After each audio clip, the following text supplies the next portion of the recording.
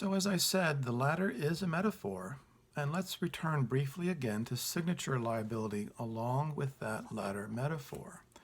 Remember our discussion.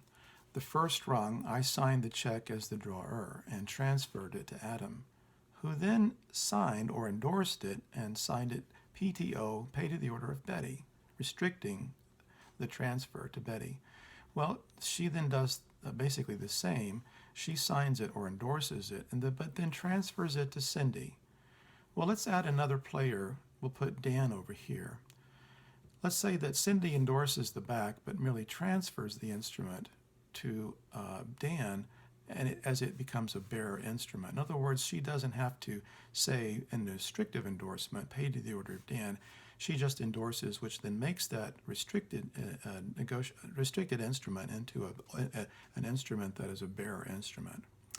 Well, then Dan can transfer the bearer paper or anything to anybody he wants. Let's say he transfers it to another Ellis, so D to E, who then takes the check to the bank, who then says, wait a minute, we're going to dishonor this for insufficient funds.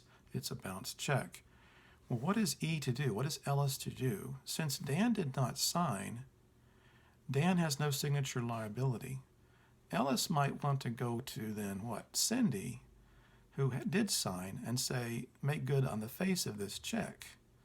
In other words, we can skip a rung downward in that direction because Cindy's signature makes her liable for the face value, so does Betty's, so does Adam's, and so does my own signature.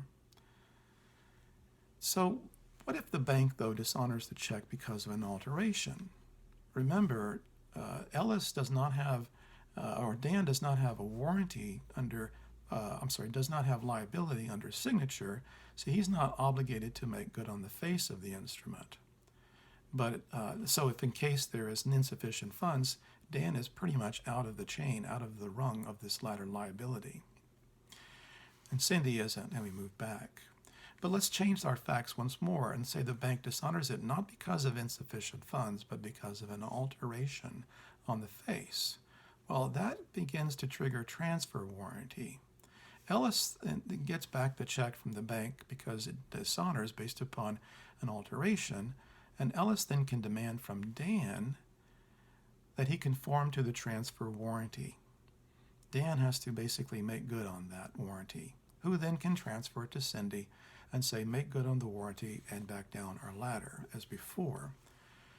So for any question in this area of study that you may have on a quiz, you must perform two steps.